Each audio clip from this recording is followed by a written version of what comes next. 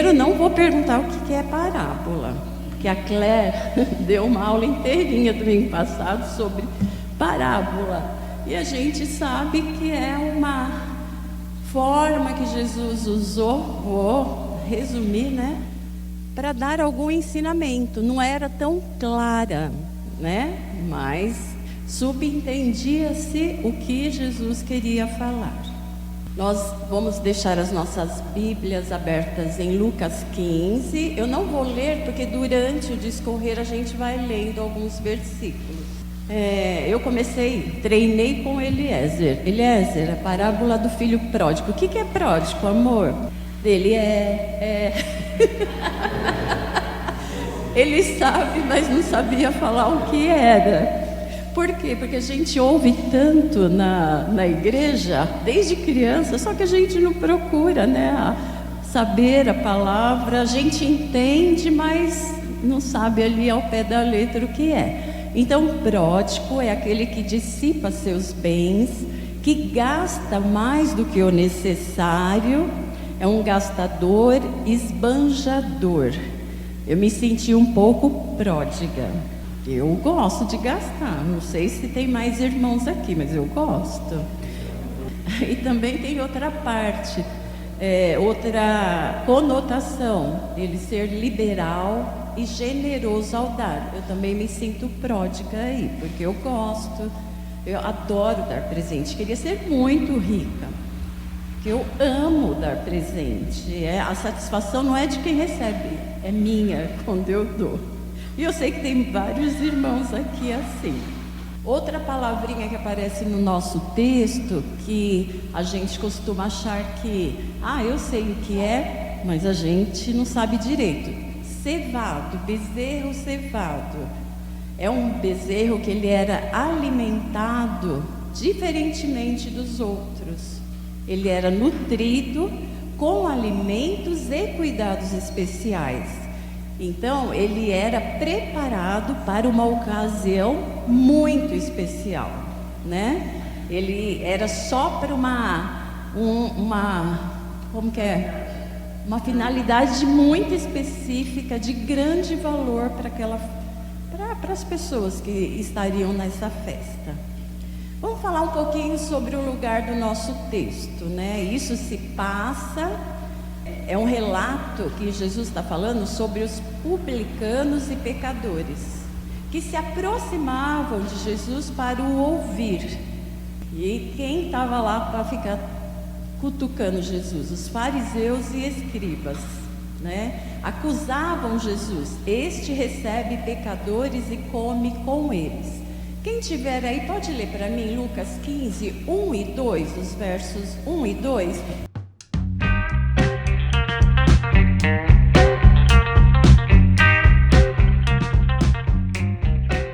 Ora, chegavam-se a ele todos os publicanos e pecadores para o ouvir, e os fariseus e os escribas murmuravam dizendo: Este recebe pecadores e come com eles. Isso mesmo. Então vocês estão vendo o contexto em que se passou a parábola, quando Jesus proferiu a parábola do filho pródigo, no contexto em que ele estava sendo acusado por aqueles que se achavam os mais religiosos, os mais dignos, aqueles que cumpriam a palavra de Deus. As 3 parábolas que tem nesse capítulo, elas ensinam o significado do arrependimento, a volta dos perdidos, que traz alegria ao coração de Deus, através da renovação da comunhão com o pecador arrependido. Jesus responde aos religiosos, né, através dessa parábola. E quando eu estava estudando e lendo, meditando, eu falei: Jesus responde a nós, porque nós temos tudo de fariseus e escribas, né? Na hora que eu estava estudando, eu falei: meu Deus, como eu sou pecadora, tenha misericórdia de mim, porque nós julgamos muito os nossos irmãos, as pessoas que nos rodeiam, né? Vou dar algumas informações culturais que os irmãos podem conhecer, mas eu desconhecia várias. Naquela época, o trabalho agrícola estava em alta. E pelo menos na mente de alguns trabalhadores, o abandono a esse trabalho agrícola gerava uma perda de respeito. Olha que interessante, né? Aquele era o trabalho designado da época. Se você saísse e desprezasse aquele tipo de trabalho, você era um pouco desrespeitado. No mundo antigo, o desrespeito para com os pais, isso aí me tocou muito, especialmente, olha só, especialmente ao genitor do sexo masculino, ou desleixo no cuidado deles era condenado, a ponto de ser considerado uma transgressão passível de cárcere. Não ia ter cadeia hoje em dia para sustentar os filhos que desrespeitavam os pais. Porque o que a gente está vendo hoje é filho matando pai. Tem pais que matam também filhos, né? Mas naquela época, eu sei aqui, não tantos, mas uma grande parte viveu na época que a gente respeitava o pai. Meu pai olhava para mim, eu já sabia o que ele queria dizer, eu já me continha, nem falava nada, abaixava a cabeça. Hoje você fala com teu filho, ele fala: o que foi? O que está olhando? Né? Então, era... Para vocês, isso daí é importante, que a gente vai ver o que esse filho pródigo fez com o pai, né? Ele desrespeitou e muito ao seu pai naquela época, né? O que a palavra diz sobre os filhos rebeldes? Deuteronômio 21, dos versos 18 a 21.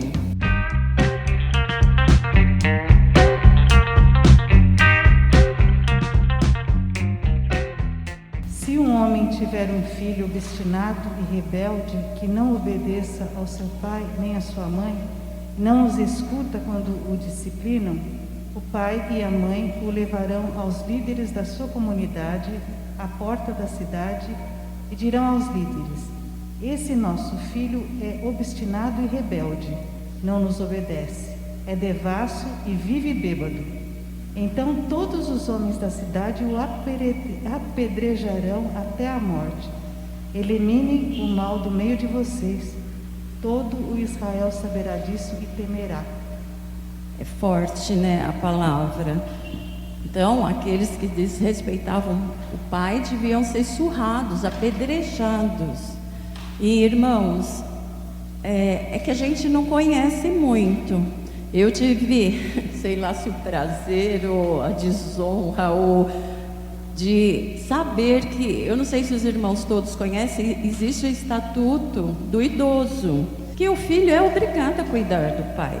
Isso não é tão falado, mas também, ele também pode ser chamado judicialmente para responder quando ele abandona o pai. Ele tem que dar subsídios para esse pai viver, ter uma vida no mínimo digna, né? Ter o que comer, ter como ser tratado. Só que na nossa cultura, isso não é falado. Geralmente você descobre quando você é indiciado, alguém fala, não é? A gente não sabe muito dessas coisas. Quando você recebe a visita do oficial. Mas nessa época é uma coisa que foi instituída pelo Senhor, né? Filho, honra o teu pai e a tua mãe, porque você terá dias prolongados sobre a terra. E é uma coisa que a gente deveria falar mais na nossa casa, na nossa igreja, porque a gente está vendo as famílias se degringolarem, né? Com essas atitudes mal pensadas, mal faladas entre pais e filhos. Então tem que ser dos dois lados, né? Mas a gente cuida, a gente trata os filhos, e quando chega numa idade eles acham que são dono do nariz deles, né? São mesmo, né? Mas não poderia deixar de ouvir. Eu estava falando com o Eliezer, falei: a gente limpa o cocô, o xixi do fulano dá comidinha. Depois, quando eles começam a namorar, aparece um ser lá que eles nunca viram na vida. Aquela pessoa sempre tem razão. O pai e a mãe não sabem nada. É mais ou menos assim, a opinião daquele vale, a mais importante é a correta. Então, é bom a gente relembrar que os pais sempre têm uma palavra de amor e não dá para falar. A gente ama os nossos filhos, a gente nunca quer o mal deles. Quando a gente dirige uma palavra dura, é para a própria segurança dele. A escassez de alimento era comum no mundo antigo. Eu estava falando, não é só agora, né? Agora a gente tem o alimento, está caro, mas naquela época não se tinha, era pouco. A criação de porcos era vista como desprezo até mesmo no mundo greco-romano. E os judeus eram absolutamente proibidos de criar suínos. Já que o Antigo Testamento os classifica como animais imundos que não devem ser consumidos ou sequer tocados. Isso só informação para a gente chegar no texto e ver o que esse rapaz também passou. As vagens de alfarroba eram conhecidas em toda a região do Mediterrâneo como forração para animais, e era comida de desespero para os seus seres humanos. Vagens de uma árvore sempre viva, a qual na época certa continham sementes doces. Então essas eram as alfarrobas, né? Era comida que era dado aos porcos. Olha outra parte importante que diz respeito àquela época. Os homens idosos de respeito evitavam correr. Carlão, você estava perdido. Pois o ato de mostrar as pernas no momento da corrida, eles usavam aquelas túnicas, e quando corria aquilo geralmente levanta. E esse ato era tido como vergonhoso e de aparência indigna. O andar descalço era uma marca de degradação ou luto. O ato de calçar os sapatos em outra pessoa era uma atitude típica de um escravo e uma prova de reconhecimento de que a outra pessoa era senhora da que calçava. Todos esses elementos estão no texto, né? Porque aquele pai saiu correndo ao encontro do filho. Ele também calçou sandálias no pé do filho, né? A carne para o churrasco era normalmente consumida só em ocasiões festivas.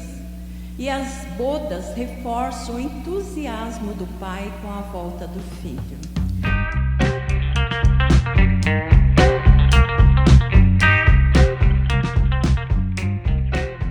Então, para completar as curiosidades que você estava colocando, eu andei lendo que quando uma pessoa pedia antecipação da herança, que era o caso do filho, né, ela reduzia pela metade o valor ainda. Então, ele pediu tudo, mas isso implicava que teria uma redução da metade do valor, porque ele estava antecipando, né? Não estava esperando as coisas correrem no seu tempo normal. Estava esperando o pai morrer, então, né? judicialmente, ele teria o valor que ele teria direito diminuído.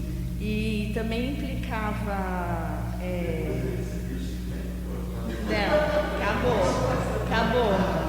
Recebeu antes, recebeu. Então, a vontade dele era tanta de se livrar, talvez, e curtir a vida, que ele nem considerou isso daí, pegou metade. E também, aí estava considerando que para o pai dispor disso, teria que vender propriedades, tal, tudo para poder levantar o valor para dar para o filho, né? Isso não é falado lá, mas implica nessas questões todas. É como a gente sentiria se meu filho, minha filha chegasse e falasse assim: mãe, eu quero metade do seu apartamento. Eu falei: meu Deus, não está esperando nem eu morrer e já está me pedindo a parte que não é deles. Vai ser um dia, mas ainda não é meu. E a gente vê casos de tantos filhos que mataram o pai para poder se apossar dos bens dos pais, né? São coisas muito tristes. Vamos entrar na parábola. Essa parábola é tão grande que ela poderia ter duas divisões, poderiam ser duas parábolas. A primeira, do filho mais novo, que ela vem toda a história e ela encerra-se. E a segunda, do filho mais velho, que vem contando, elas poderiam ser separadas e que ela não tem o fechamento no final. A gente vai ver que ela fica no ar. Parte 1. Quem pode ler? Lucas 15, verso 12.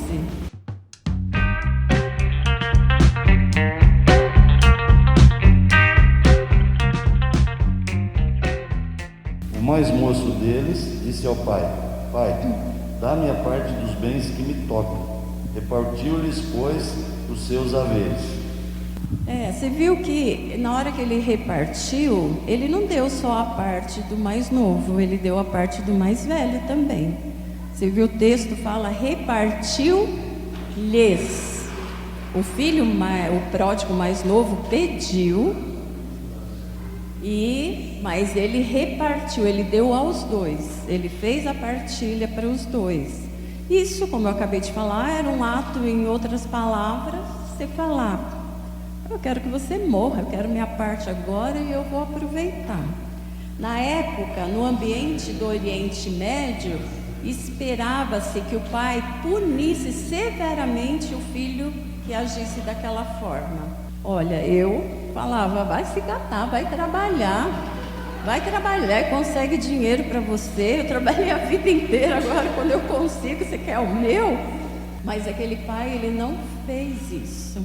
A gente vê pelo texto, que ele, surpreendentemente, o pai atende o pedido do seu filho mais novo e cede toda a propriedade, dando a ele o direito de vendê-la sem qualquer tipo de reservas. Então ele deu a parte dos dois, esse daí saiu e foi aproveitar a vida. O mais velho ficou. Com a atitude do filho mais novo de vender tudo rapidamente e sair de casa, ele deixou uma enorme má impressão, não só para a família, o núcleo familiar, para a aldeia. Aquelas pessoas viviam em aldeia, tipo fazenda, que tem colonos. E essas pessoas geralmente eram consideradas da família. E elas tinham os costumes judaicos, como a gente leu: o filho que fizesse isso podia ser apedrejado. Então, causou um vexame para o pai a atitude do filho, e aquele sair dele e ir embora, uma má impressão. Vamos ver a experiência do filho longe da família. Quem pode ler versos 13, 14, 15 e 16?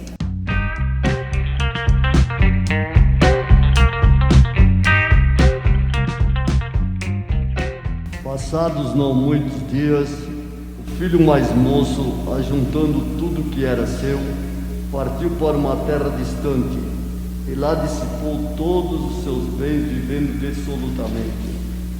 Depois de ter consumido tudo, sobreveio àquele país uma grande fome e ele começou a passar necessidade.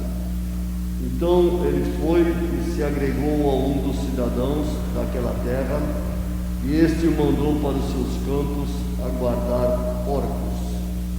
Ali desejava ele fartar-se das alfarrobas que os porcos comiam, mas ninguém lhe dava nada.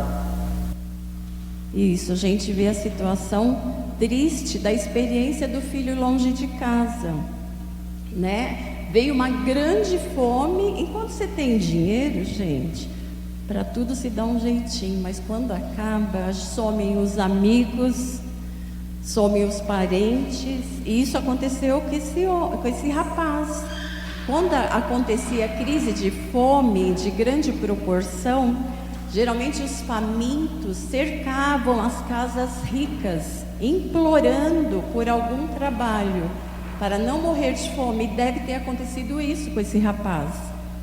Olha, um rapaz que era filho de dono de várias propriedades, rico, que tinha tudo, começou a cercar as casas de ricos, pedindo por um emprego.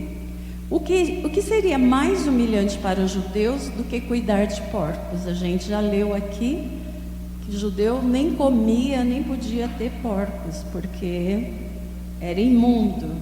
O desespero dele deve ter sido tão grande que se rebaixou a esse ponto de cuidar de porcos e desejou, não fala se ele comeu, fala que ele desejou comer, porque é duro sentir fome. Gente, vocês já ficaram com fome, que você está num lugar que não dá para sair, para comer nada? Fome dói.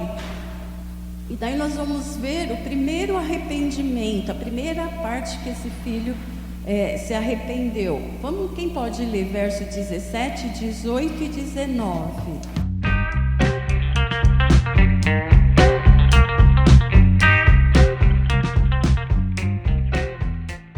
Então, caindo em si, disse: quantos trabalhadores de meu pai têm pão com fartura, e eu aqui morro de fome?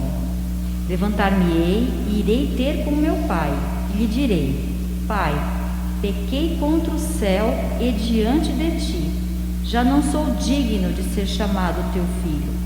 Trata-me como um dos teus trabalhadores. Aí, daí a gente vê que ele chegou a uma conclusão: eu pequei, vou levantar e vou embora daqui, vou voltar para o meu pai.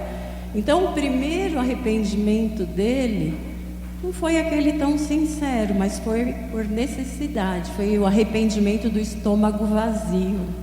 Ele estava sentindo fome, ele não tinha o que comer. Ele falou: eu vou lá para a casa do meu pai, lá dá um jeito. E filho geralmente faz isso mesmo, né? Até os empregados comem melhor.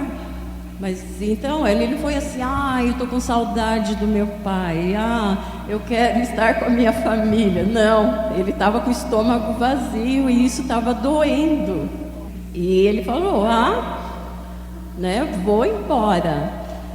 Já não sou digno de ser chamado teu filho, trata-me como um dos teus servos. Tipo, o senhor me dando comida, tá tudo bem, eu fico como um dos seus servos, eu não preciso de mais nada. Então foi o arrependimento do estômago vazio, foi a primeira coisa que aconteceu com ele. E que acontece normalmente, quando o filho sai e você fala assim: não vai fazer isso, ele quebra a cara, para quem que ele volta? É para o pai e para a mãe. Lá eu sei que eu vou ter carinho, eu sei que eu vou ter o que comer. Então o primeiro arrependimento foi do estômago vazio. Segundo arrependimento, quem pode ler versos de 20 a 24?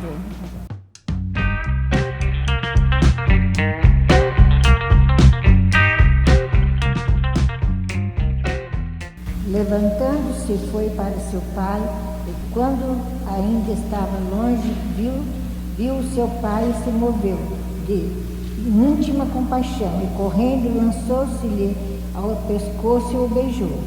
E o filho lhe disse: Pai, pequei contra o céu e perante a ti, e já não sou digno de ser chamado seu filho.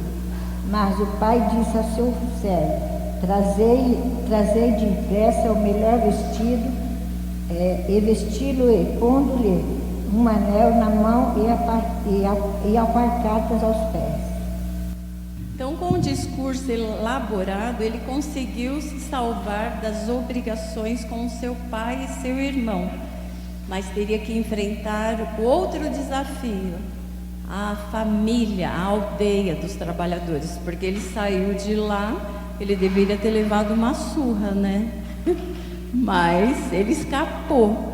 Então, ele teria que enfrentar esse desafio da aceitação. Ele ofendeu a comunidade, tomando e vendendo sua herança enquanto seu pai estava vivo. Assim que aquela comunidade tinha o direito de humilhá-lo publicamente, inclusive com agressões físicas. Daí a gente vê a parte tão linda. Quando o pai o avistou, nós todos sabemos. O que o pai fez? Correu. Eu não tinha noção de porque o pai correu. Eu pensei que era de saudade, eu pensei que era, de alegria. Pode ser tudo isso, mas ele correu porque ele não queria que seu filho fosse agredido pela aldeia, pela comunidade em que eles moravam.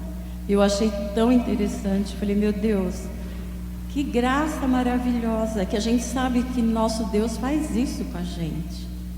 Então, ele correu, avistou de longe, saiu correndo, que é outro fator complicado. Um homem, um senhor, não podia correr, porque ia mostrar as pernas. Olha quantos passos esse pai faz para proteger o filho. Então, ele saiu correndo para abraçar o filho, mesmo que o filho tivesse sem qualquer dinheiro, não interessa. Ele dá uma demonstração imensa de amor, de proteção para o filho. Era inconcebível, né? Vou ler aqui. Um senhor de idade, pai de família, levantar as suas vestes e sair correndo em público. Geralmente, quando a gente vai correr, mulher sabe muito bem disso. E quando vai subir escada, se você está com um vestido comprido, longo, o que a mulher faz? Segura, senão você enrosca o pé e cai um bom tombo. E foi o que aconteceu com ele. Ele saiu correndo, ele segurou as suas vestes, se expôs à vergonha da aldeia que estava ali, né? Mas ele queria proteger o seu filho. E o filho, ao invés de experimentar a hostilidade do pai, a hostilidade que ele merecia, né? Ele teve uma demonstração visível de amor. Então aí, nessa hora, acontece o segundo arrependimento. Primeiro, ele voltou pelo estômago vazio, e ele sabia de todas essas regras. E quando ele viu seu pai fazendo isso, irmãos, a demonstração de amor é muito bom, porque aí ele teve o arrependimento no coração. Não era o estômago mais o estômago vazio que estava fazendo arrepender. Ele estava vendo, ele estava visualizando a demonstração de amor que o pai estava dando para com seu filho. E nessa hora é tão profundo que aí no coração dele ele se arrepende. Meu Deus, eu não devia ter feito isso com meu pai. Quantas vezes nós já passamos por isso? Não vou falar nem dos nossos filhos, nós somos filhos também. E muitas vezes eu já arrependi. Você sabe que a minha mãe já faleceu, ela faleceu em 2014. Muitas coisas eu vou lembrando. Quando a gente é jovem, a gente não tem muito juízo, né? Não tem experiência. Eu falei, meu Deus, naquela época eu não devia ter falado com a minha mãe daquela forma. Eu devia ter entendido o que ela estava passando. Coisas que eu agora estou vivenciando, eu entendo porque ela falava, porque ela agia daquela forma, né? E daí você fala, como é grande o amor dos pais para com os filhos, né? E esse pai, esse filho sentiu isso. Ele, naquela hora, foi uma coisa inesperada. Porque que ele achou que o pai ia fazer? Ia receber e pôr ele para trabalhar lá com os servos. Ele já recebeu a herança dele. Ele não sabia da dimensão do amor do pai. Então ele ficou surpreso. E aí levou, essa demonstração de amor o levou ao sincero arrependimento.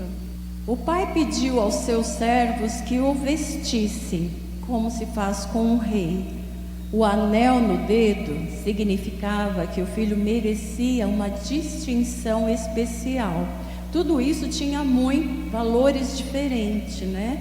Colocar a roupa, ele não pegou a roupa, o anel, as sandálias e falou assim: vai trocando aí, que você a roupilho, vai se trocando. Não, ele pediu que os servos o vestissem, colocassem o anel no dedo dele. O filho merecia essa distinção especial. As sandálias nos pés, que significavam que ele era homem da casa e não um servo. Olha que coisa maravilhosa, né? Ele não era um servo. E por fim, a celebração de uma grande festa com o churrasco. Eu já pus churrasco, tá? Porque se mataram no novilho cevado, devia ser churrasco, né? Que era para ocasiões muito especiais. O filho mais jovem entendeu que era graça. Graça é favor imerecido, nós sabemos, né? E ele não merecia nenhum favor. O pai, simplesmente pelo amor, ele estava oferecendo aquilo para o seu filho novamente. Ele queria reconciliação, ele queria fazê-lo filho novamente, né? E é maravilhosa. Essa é a primeira parte da parábola, é a parte mais linda, né? Que tudo dá certo, que há a volta. E nós vamos para a segunda parte da parábola, que é só a pancada em nós. Conforme eu li, estudava, eu falei, meu Deus, eu sou assim. Meu Deus, nós cristãos devemos ficar atentos. Aqui a gente vê, nessa primeira parte, que a demonstração de amor, nunca ela é demais, irmãos. Às vezes a gente fala, não, vou ser duro, não vou demonstrar o amor, porque senão a pessoa acostuma. Não, irmãos, a demonstração de amor, ela é sempre oportuna, ela é maravilhosa e ela causa muitos efeitos, não é na vida só dos nossos filhos, mas é na vida também dos nossos irmãos. Ela é super importante. A segunda parte, Lucas 15, versículo 25 a 32, é sobre o filho mais velho.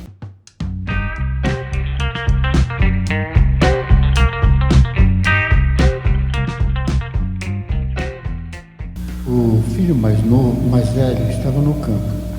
Quando voltava, ao se aproximar da casa, ouviu a música e as danças. Chamou um dos servos e lhe perguntou: o que era aquilo? Ele informou: teu irmão voltou e teu pai mandou matar um novilho gordo, porque o recuperou com saúde. Ele se indignou e não queria entrar. Então o pai saiu e procurava conciliá-lo. Mas ele respondeu ao seu pai: há tantos anos que te sirvo sem jamais transgredir uma ordem tua, e nunca me deste um cabrito? Sequer para me alegrar com meus amigos. Mas, vindo esse teu filho, que desperdiçou os teus bens com prostitutas, tu mandaste matar para ele um novilho gordo. Então o pai lhe respondeu: meu filho, tu sempre estás comigo, tudo o que eu tenho é teu. Entretanto, era necessário que comemorássemos e nos alegrássemos, porque esse teu filho estava morto e reviveu, estava perdido e foi encontrado. Então a gente viu um filho que tinha um relacionamento normal com a sua um filho que teria um relacionamento normal com a sua família, vendo a festa de longe e entrar ansioso e ia perguntar: nossa, o que aconteceu? Qual é a alegria? Ele perguntou para os pais, para os familiares? Não, ele perguntou para o servo. Ele já ficou desconfiado, né? O que está acontecendo? Ele ficou irado quando o servo falou: o teu irmão mais novo voltou.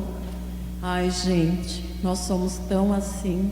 Eu fiquei pensando, falei, meu Deus, às vezes nós como irmãos, eu estou falando até irmão de sangue e irmãos da fé, nós temos ciúmes. Por que está se alegrando com aquele outro? Só porque ele fez isso? Fez tanta coisa errada, agora que voltou ainda é recebido assim.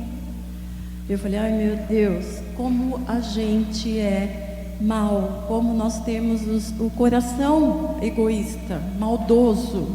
E ele perguntou e ele ficou irado e recusou-se a entrar. Meu irmão novo que esbanjou tudo está lá, eu não quero participar daquela festa. E na época era comum esse costume festivo no Oriente Médio. Geralmente o filho mais velho, ele deveria estar junto com o pai, recebendo os convidados, servindo, porque o filho mais velho ele já tem essa incumbência de cuidar dos pais. Anteriormente, eu acho que até hoje perdura um pouco isso, né? Dos filhos mais velhos ficar na responsabilidade de cuidar dos pais, tratar, e além disso eles tinham uma porção maior na herança, porque eles tinham que sustentar os pais idosos. Então era comum que na festa o filho mais velho estivesse recebendo os convidados, mas ele se recusou a entrar. E o que acontece? Com essa atitude, torna-se público a discórdia familiar, né? Estava no ar. Novamente, o pai poderia se enfurecer, punir severamente o filho mais velho. Ele ia falar isso. O outro vai, gasta todo o dinheiro, o senhor vem me punir. É mais ou menos isso, né? Mas ele poderia fazê-lo. Mas ele mostra de novo um grande amor. Sérgio, você lê o 28, por favor, de novo?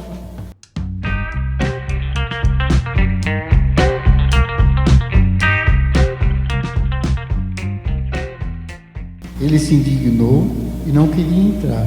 Então o pai saiu e procurava conciliá-lo. Isso. O que o pai fez? Ele foi novamente ao encontro do filho. Da mesma forma que ele foi com o filho mais novo, esse daqui não entrou na festa. Quem que foi ao encontro dele? O pai novamente foi ao encontro do filho, né? Querendo saber por que ele não estava querendo entrar na festa. E ainda ele responde para o pai, né? O senhor está fazendo uma festa com um bezerro cevado, tantos anos eu me escravizo por ti. Eu não tenho culpa de nascer. Vocês já ouviram essa expressão? Né? Senhor, eu nasci porque você que me pôs no mundo, você que é o culpado. Tantos anos eu me escravizo por ti. E ele exclui, né, a família desse vínculo de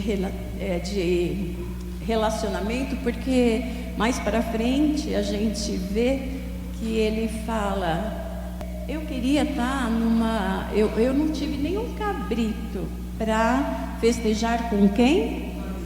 Com os amigos. A importância dele não era os pais, era a família. Ele queria festejar com os amigos.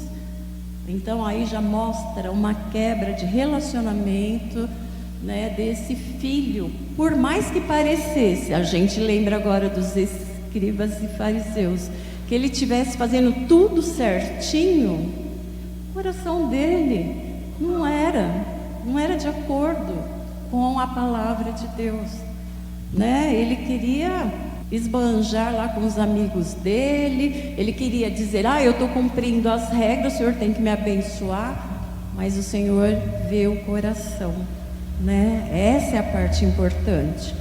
E ele acusa, né, o filho mais novo também. Ele fala para o pai: ele gastou tudo, desperdiçou com prostitutas, com bebedeira. Quem fala isso é o filho mais velho, acusador. Então o filho mais velho foi acusador, e ele coloca ali que o filho mais novo fez tudo errado. Ele nem sabia, porque ele não estava junto com o mais novo, né? Mas ele acusou. Ele subentendeu e acusou. Então o pai responde com amor inigualável à acusação do filho mais velho. Ele fala para o filho mais velho: você é o herdeiro, tudo que é meu é teu. Olha que palavra maravilhosa. O que eu posso te dar mais? Está falando, você está aqui comigo, você tem tudo. O que eu posso te dar mais? Mas aquele sentimento desse filho era de rejeição, né? Era de ciúmes, era de acusação. Agora vamos para uma outra parte, as polêmicas que envolviam a história. Ao contar essa parábola, Jesus entra diretamente em atrito com os fariseus e escribas. Todas as ideias apresentadas nas duas partes são para contrariar os escribas e fariseus, que excluíam os indignos e se auto-justificavam como sendo corretos e santos na presença de Deus. A atitude demonstrada pelo pai, que aceita o filho mais novo, apesar dos insultos, é extremamente novo para a religião judaica. Aquilo não era comum naquela época. O indigno é recebido com festa pelo seu pai quando se arrepende. Em contraste a isso, temos na figura do filho mais velho relação íntima com a figura dos religiosos da época e com a gente, tá? eu estou acrescentando, que se consideravam justos e servidores exemplares da lei de Deus. Ao escutarem a parábola, os escribas e fariseus são levados a se verem na figura do filho mais velho. É isso que Jesus queria, que eles entendessem essa figura. Enquanto os excluídos, os pecadores, se viam na figura do filho mais novo.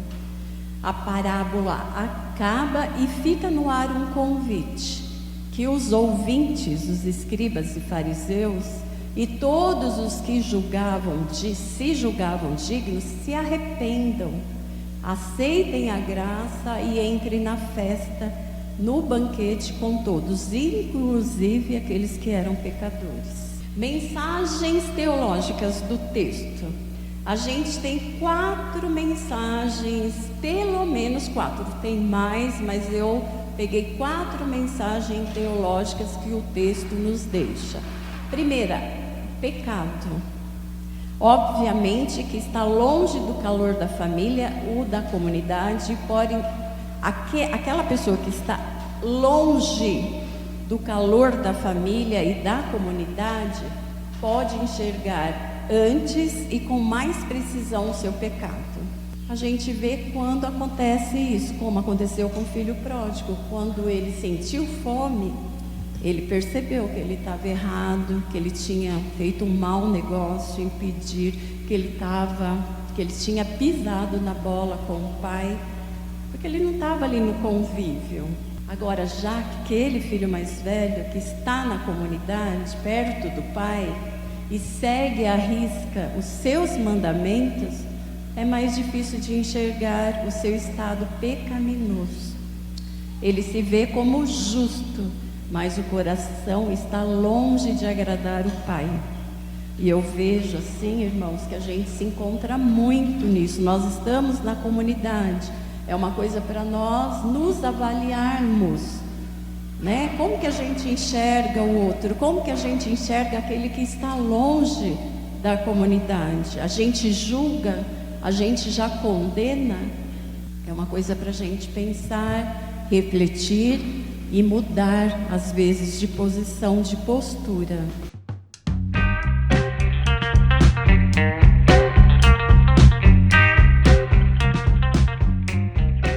Mais do que como ele enxergava o irmão, como ele mesmo se enxergava, né? Ele achava que tudo que ele fazia, que era o que tinha o valor, eram as coisas que ele fazia, né? Então ele fala assim: eu fiquei aqui trabalhando.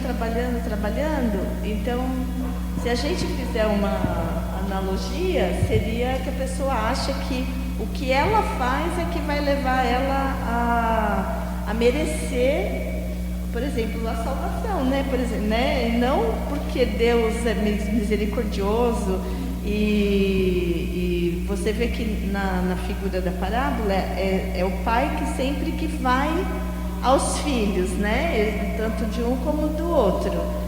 Mas nesse caso ele enxergava que eram os méritos dele que faziam valer, que ele merecia aquilo, né? O outro não merecia, mas ele merecia. E aí o pai mostra para ele que não era isso, né? Então não é só questão dele enxergar o outro, mas ele enxergar a ele mesmo também, como que ele estava considerando as suas atitudes em relação ao pai.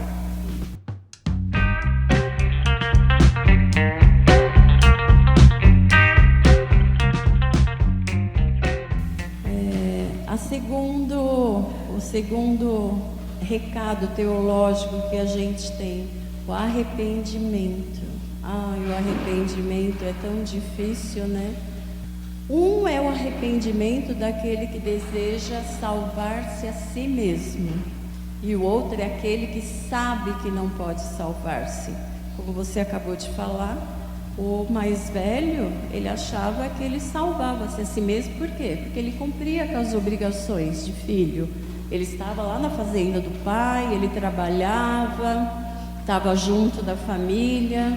Então ele achava que aquilo validava o amor do pai. Ele não tinha arrependimento, que para ele cumpria todas as regras. Agora, o filho mais novo, chegou numa hora lá que ele não tinha o que comer, ele falou, estou perdido, eu não vou conseguir fazer nada. Então ele sabia que ele não ia se salvar sozinho, tanto que ele fez, ele voltou, ele foi pedir ajuda para o pai, pediu arrego, né? Porque ele sabia que ele não ia conseguir sozinho. Então, esses são os níveis de arrependimento e estão presentes na figura dos filhos. Nada, a barriga vazia, nada que ele podia fazer vai restaurar o sentimento, a barriga vazia, e nada que ele podia fazer iria restaurar o sentimento do pai. Simplesmente tem que partir do pai ofendido, porque ele errou tanto, esse filho mais moço. Por que ele pediu para voltar como servo? Primeiro, ele estava com a barriga vazia, e segundo, ele ofendeu de forma tão grande que ele falou, eu quero ser servo do meu pai, eu sei que eu não tenho perdão, eu não vou conseguir perdão, porque o que eu fiz não tem perdão. Então, ele simplesmente, o perdão, o arrependimento tem que partir da pessoa ofendida. E nesse caso, o pai que foi ofendido, ele derramou graça na vida do filho, né? E ele derrama na nossa também. É o perfeito amor demonstrado na cruz, né? E isso é maravilhoso, né? O amor de Deus. O terceiro ponto, que é a graça de Deus. Essa parábola reflete de forma marcante a necessidade humana do perdão. Irmãos, como é gostoso perdoar e ser perdoado. Mas isso, sinceramente, como ocorreu nesse fato, o pai perdoou prontamente. E o perdoar, ele não se resume só à verbalização, ele se expande às atitudes. Você viu? O pai não falou, tá bom, perdoei. Não, o pai saiu correndo ao encontro para evitar que o filho sofresse agressões. O pai não quis nem saber se ia mostrar as canelas, que era desrespeitoso, mas ele foi ao encontro do filho. Ele preparou um banquete, ele matou o novilho, bezerro cevado. Ele teve atitude de amor. Então, o perdão nos leva a ter atitudes. O amor de Deus oferecido gratuitamente é o que quebra preconceitos. Ele vai até o ser humano. Muitas vezes nós somos enganados pela nossa própria mente, achando que somos nós que vamos até o Senhor, mas é Deus que vem até nós, como a figura do pai. É o pai que vai ao encontro do filho, é ele que chama, Marli, eu quero que você esteja comigo. É ele quem faz isso, ele está de mãos estendidas.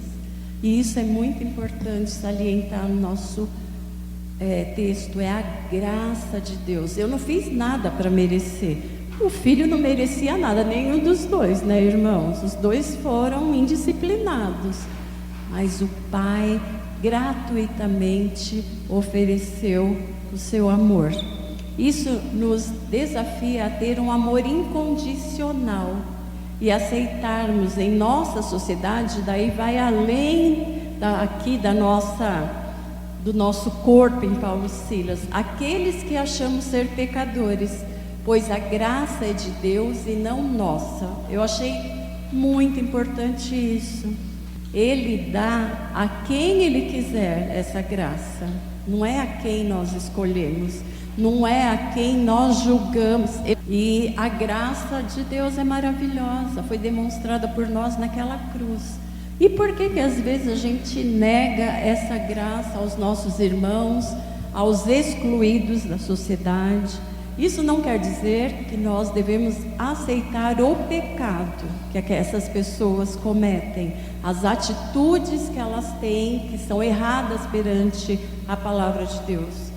Mas nós temos que aceitar a pessoa, nós temos que amar e dar oportunidade dela conhecer o amor de Deus através da nossa atitude. Então, nós já falamos do pecado, dos recados, do arrependimento, da graça, e nós vamos falar da alegria. Ai, como é gostoso, né? Ser alegre. Eu sempre falo de terça-feira aqui, quando tem criança no culto, é tão mais alegre, não é? Quem é avô aqui sabe. Quem é pai também, mas eu acho que o avô e a avó sente muito mais isso. Porque a criança, ela dá trabalho, tá? Não vou falar igual o Mário lá da terceira Fava, que falou para mim, neto, é uma alegria quando chega, e quando vai são duas alegrias, quando vai embora. Porque eles cansam a gente, eles têm uma energia, mas é um amor tão gostoso, não é? Eles trazem alegria, você nem tem tempo de pensar no problema, porque não dá, né? O tempo todo aquela energia, falando, brincando, te perguntando. E nesse texto, um dos conceitos teológicos é de alegria. Através do amor misericordioso é que conseguimos ser felizes. E essa felicidade deve ser compartilhada com toda a família, com toda a comunidade. A parábola tem um tom de alegria, né? Porque o filho voltou, ele não só pôs as alparcas, o vestido, falou, entra filho, volta para casa. Ele quis dar uma grande festa. Ele quis fazer um banquete para receber o filho. Então é importante festejarmos. É importante sermos alegres. E nós temos vivido dias, irmãos, difíceis. E a gente tem que pedir ao Senhor que nos dê coração alegre. Por quê? Porque nós conhecemos a graça de Deus, nós conhecemos o amor de Deus. Não é porque o preço da gasolina caiu 28 centavos, ou porque as coisas estão subindo, mas com o ano da eleição tudo vai se dar um jeito. Isso daí são fatores que, se a gente levar em conta, a gente se entristece muito. Mas a alegria do nosso Deus, do Senhor, é a nossa força. Então a alegria tem que estar presente na nossa vida. E se nós não a tivermos, nós podemos pedir a Deus.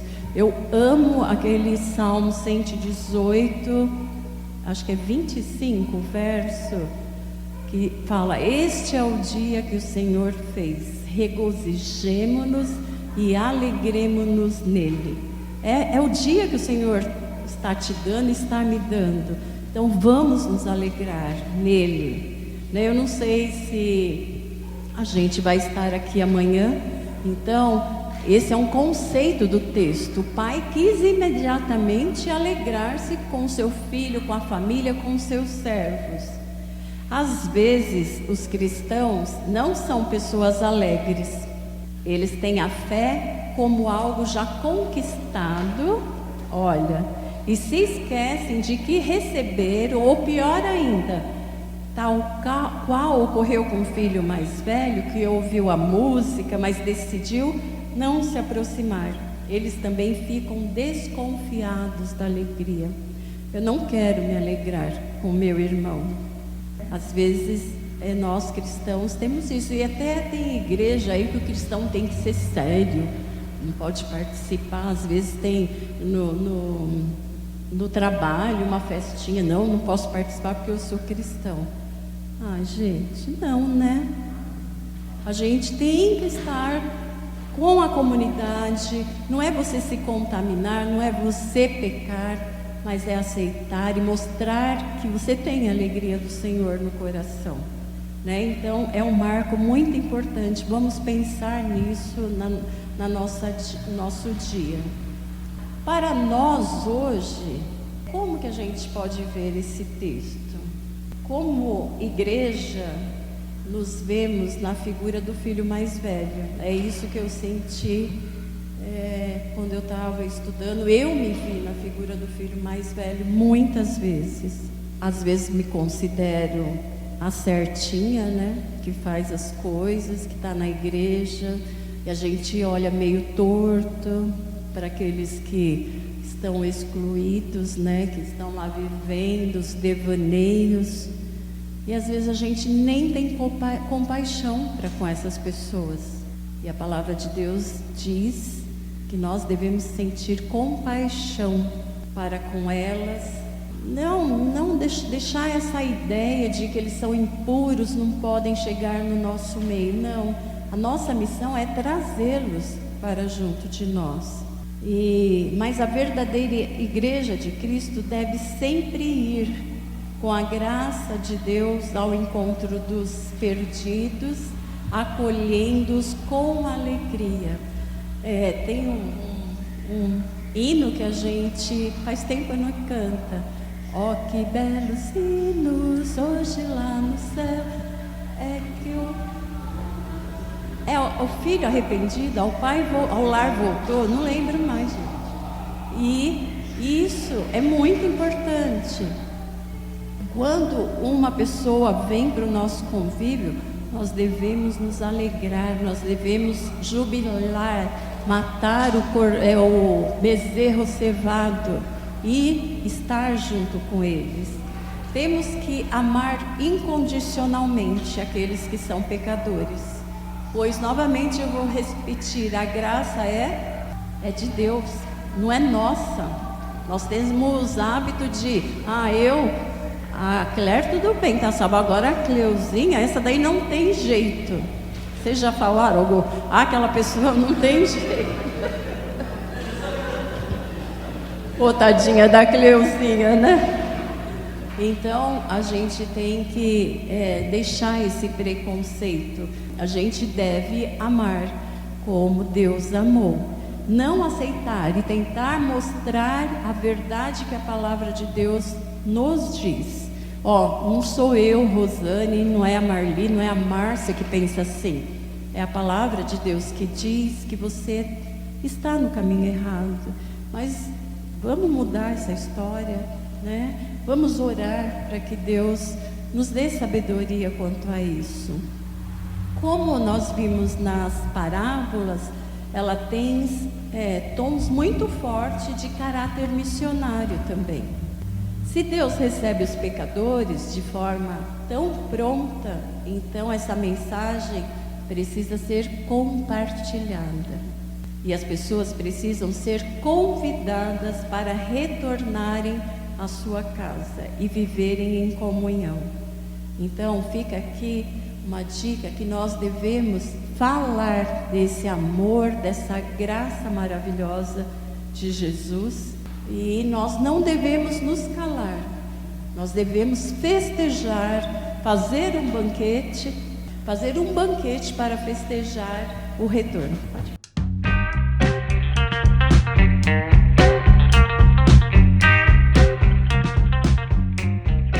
Então, eu queria falar sobre a parte do filho mais velho, que é pensando na questão de sermos nós, que estamos na igreja, né, vivendo, e às vezes a gente não se examina, né, a gente olha para o outro e fala, aquele ali, meu Deus, como você falou, né, mas eu pensando também um pouco mais na questão do pai, que o pai ele fala assim, como você disse, filho, você estava aqui comigo o tempo inteiro, você estava aqui comigo, quer festa maior que essa? Porque o filho reclama, eu não tive festa, você não me deu festa, você não me deu isso, aquilo, e o filho fala, pai, o pai fala, mas filho, a maior festa que você teve já foi você estar comigo o tempo inteiro, isso, aquilo. Aí tô falando isso por quê? Porque às vezes a gente fica, que saco, hoje eu vou na igreja. Gente, não aguento, queria tanto dormir, queria ver o jogo. Vou lá ver aquele irmão que eu não aguento mais ver a cara daquele irmão, vendo fulano falar, tô com raiva daquele. Mas a gente esquece do principal, que é a nossa comunhão com Deus, com o nosso Pai. Que é assim, gente, não importa se seu irmão está aprontando, se seu irmão está lá na esbórnia, ou se ele voltou, se ele foi, se isso e aquilo. O que importa é assim, filho, o tempo inteiro você está aqui comigo, aproveita, tem essa festa de viver. Eu te dou essa oportunidade de você ter essa festa todos os dias. Você está aqui comigo, a sua festa é estar comigo. Então, para a gente pensar assim, como você disse, que o cristão tem que mostrar essa alegria de viver, essa alegria de estar com Cristo, essa alegria de estar sempre na presença de Deus, né? porque e ter essa diferença, né? Porque o filho mais velho fala, você não me deu dinheiro para eu ir lá curtir minha vida, mas a maior curtição da vida é estar com Deus, né? Com o nosso Pai. Então, acho que a gente tem que lembrar sempre de estar festejando, mesmo com raiva do nosso irmão, mesmo com raiva do nosso irmão mais novo, mas está lá festejando a comunhão com o Pai. Irmãos, vocês já viram família sem briga? Vocês já viram irmãos que não brigam? É difícil, né?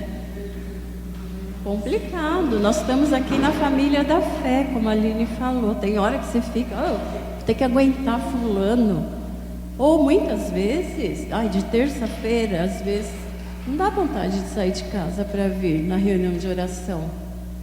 Mas eu falo, não, nós temos que ir, porque nós, a igreja de Paulo Silas, precisa de oração, irmãos, e de oração em comunidade. É muito importante. Nós estamos vendo bancos vazios, mas se nós não fizermos as coisas, não é outro que vai fazer. Nós estamos aqui para isso. Então, quando vier aquele desejo no coração, não estou com vontade de ir, não vou, fala, não, em nome de Jesus eu vou. Venha sem vontade. Não queria olhar para a cara daquele irmão. Não, eu vou, e o Senhor vai me abençoar, vai me mudar, vai mudar a minha vida. E quando não dá para olhar para a cara do marido, né? Que está em casa o dia inteiro. Desculpa, amor.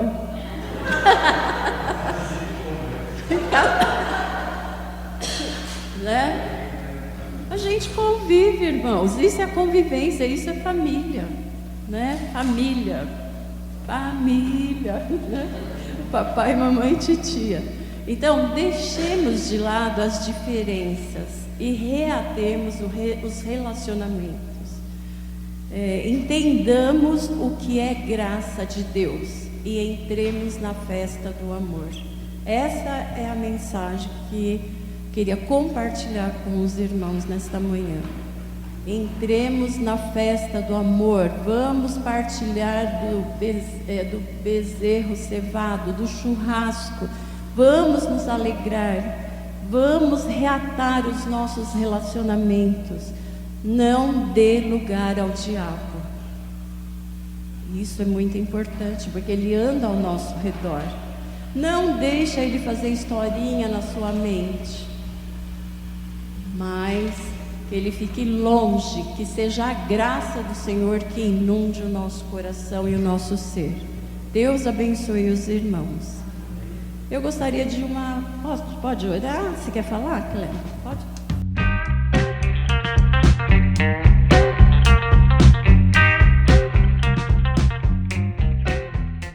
Ainda nesse tema, né, como uma mensagem missionária, porque se a gente é o filho mais velho que está torcendo o nariz por aquele que saiu, porque não volta, porque ele não tem jeito, então não nos incomoda bancos vazios. E aí, pior, como que a gente vai evangelizar? Se não nos incomoda aquele que saiu ou aquele que a gente nem conhece, que está perdido. Então, primeiro a nós, né? Então, primeiro eu preciso me restaurar disso. Eu preciso entender que eu também sou o filho mais novo, que eu esbanjei, que eu desprezei, que eu fui esse pecador, né? E que sou muitas vezes, né? E aí então, se Deus me ama também o meu outro irmão. Então, quando a gente faz essa conexão de amor, porque o amor de Deus é incondicional, e a todo momento eu estou me deparando também a experimentar esse amor incondicional pelo outro, né, pelo próximo, por aquele que eu ainda nem conheço, eu não posso ter essas barreiras na vida. Mas aquele ali, né, usa droga. Mas aquele outro ali é homossexual. Mas aquele outro ali, e assim vai, né? Ele adulterou. Aquele tem um partido político diferente do meu, tem um pensamento diferente. E aí eu não vou pregar mesmo o evangelho, porque ninguém no meu olhar é digno. Ninguém é digno no meu olhar. Mas eu também não sou digna. E Deus, através de Jesus, me restaurou. Então, se Ele me restaurou, não é porque eu sou melhor que ninguém, é porque Ele realmente resolveu me amar incondicionalmente. E Ele quer que a gente vá e mostre isso, que Ele ama incondicionalmente. Na semana que a gente saiu para evangelizar, quando nós nos deparamos ali no bar, um dos rapazes que estava dentro, ele falou assim: eu sei que eu estou fora do caminho. Ele falou: eu sei que eu estou fazendo tudo errado, né? Então o que nós falamos para ele? Mas Deus, ele não está olhando para isso, Ele te quer de volta. Então volte para Ele, né? Se volte para Ele. Essa é a mensagem. Mas eu acho que antes disso é o quebrantar dos nossos corações, né?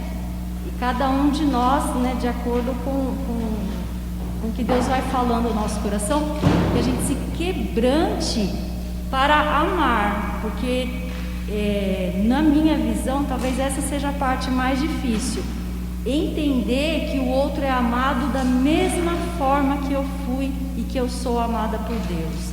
Então, se eu, sem merecimento nenhum, Deus me chamou, Jesus morreu por mim, eu não posso de forma alguma, e cada vez que eu vejo que eu estou julgando, que eu vejo que eu estou desprezando, eu peço perdão para Deus, me perdoa, mas e não me deixa mais cair nessa, porque a gente vai ficando frio, vai ficando longe do amor, né? Porque o contrário de amor, dizem que não é o ódio, né?